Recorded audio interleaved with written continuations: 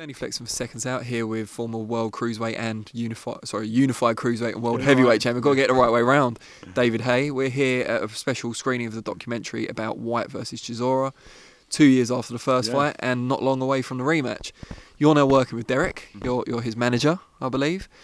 How did that come about, first of all? I've known Derek for a while. We've had a well-documented history. We boxed each other and had some back and forth. But I think Derek has always sort of respected what I've done on a business side of things, and obviously as a boxer, we've both shared the ring together. He's naturally a lot bigger than myself, but I found a way to win. So if he can add some of that magic, what I did behind the scenes, what I did in training, if he can replicate that, how good would he potentially be? So I think that we sat down and worked out a plan, and it's sort of come to fruition. And here he is, less than 2 weeks away from the big rematch. We watched on the big screen here the first fight with Whyte and Chisora, and it was an epic battle. Both fighters given more than 100%. They left their souls in the ring there. It really was a cracker. Both fighters since then have moved on. Dillian has very much improved performances in the ring. He's a pay-per-view fighter himself in his own right. He's selling out arenas, so he's making all the right noises and has been making the right noises, beating quality opposition like Joseph Parker, like Lucas Brown, and not only beating them, really hurting him. If he doesn't knock him clean out, he's knocking him down real heavy.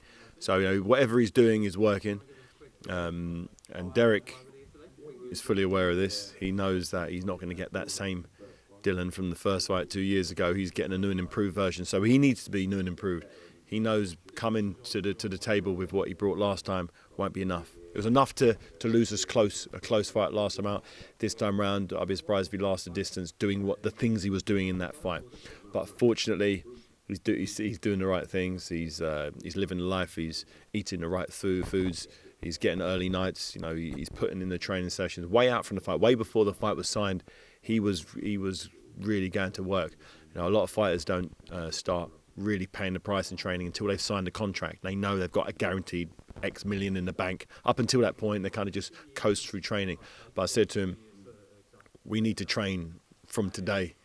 We haven't signed the fight yet. We haven't agreed all the terms, but you need to know on December 22nd you're fighting Dillian Whyte. And fortunately, he listened to me and himself, Don Charles. We all came together. We all, my team, his team, we all sort of integrated, and we've managed to get Derek to a place where he's putting in solid sessions, working on different things he hasn't worked on before. Doing stuff he has done in the past to a good effect, and just trying to find the new and improved Derek Chisora. I think physically, just looking at him, he's where he needs to be. In the ring, his punch output's great. His work ethic's fantastic compared to what it has been in the past. Historically, talking to his team, I said they've never seen him look as motivated, look as lean and mean as he does now. He's got a bit between his teeth. He knows we're on the home straight now. Just a few more hard sessions, and it's fight week, and then it's time to taper down. It's time to get the body ready for battle, for war. You mentioned the fight that you had with Chisora. You're still the only person to have genuinely stopped or knocked him out. Tyson Fury forced a retirement. What were you able to do that no one else has been? What was that method to beating him? I think it was realising what Derek repeatedly did and found a counter to it. A lot of homework. It was making sure that I don't want to take too much. Well, Dillian Whyte's a very different fighter from David Haye. He's a very different fighter. But I think it was my experience and the fact that I trained so hard and doing the right type of training. You can train hard if you're training hard doing the wrong thing. It's a waste of time. So I think I trained very hard against. I think Carlos Takam was my sparring partner for that fight. So I had tough rounds of sparring. Not all of it went my way. I was sort of in my uncomfort zone. So come fight night, it was comfortable. Similar thing with Derek now. We're putting him in his uncomfort zone. It's not nice. He's not enjoying it. Probably hates it.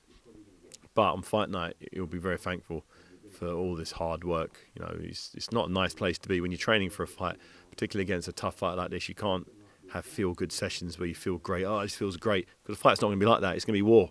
It's going to war. It's, you can't replicate that. You can only just deplete his energy systems and make him dig in. If he's digging in every day in training, digging in is not a big deal. He digs in on fight night, but I don't want him to run out of steam. I don't want him to run out of fuel when he really needs to really pick up the pace. And he's unfortunate that he's listening to me, listening to Don Charles, listening to Ruben, to his team, and I see a difference. I see a difference, and hopefully Dillian sees a difference as well. One thing I have to ask you about, you mentioned Don Charles there, and it's something Dillian Whyte's made a lot of comment about in the build-up to the fight, is that you infamously, if you like, broke Don Charles' jaw in a brawl several years ago. What's the dynamic like between you and Don Charles now, especially when you guys are in the gym together with Derek? It's great. He's a mature man. He's been there, done it, seen it. Got a T-shirt. That's all. Giving each other. Yeah, it's just that was in the past. We do what we do at the time because we think it's the right thing, or instinctively we just react. We're fighting men. We're big, powerful guys, and there's a lot of energy flowing around from time to time. And but now Don has Derek's best interests at heart. He always has, and it's nice to have someone who cares about Derek so close to him. Someone who Derek trusts and knows has got his back. And for me, Don's the guy who gives Derek the instructions. He's everybody else are just there to assist Don and Derek. They're the two guys. Basically, Don's the closest guy to Derek. I try to manage all other aspects in terms of his nutrition and his sleep and where he's, how his travel and I try to make sure all aspects of his life are taken care of, so he can then do what he needs to do in the ring, in the sparring and on the track or in the gym. He needs to have all of the outside elements managed by me and my team, so he can then get the best out of himself. And I think it's worked out great. Don seems very happy. Don's been with Derek pretty much all of his whole career, and he said he hasn't seen him, this motivated, this focused. The whole infrastructure has been slick, and he's just been able to eat, sleep, train. That's it. Eat, sleep, train. He goes to his hotel. He's back training. He's eating the right food. As soon as he finishes training, food's there. He's not running around, driving here, driving there. Everything's taken care of, and we should be able to see a big difference on fight night with a real professional version of Derek Chisora. War Chisora. Yeah.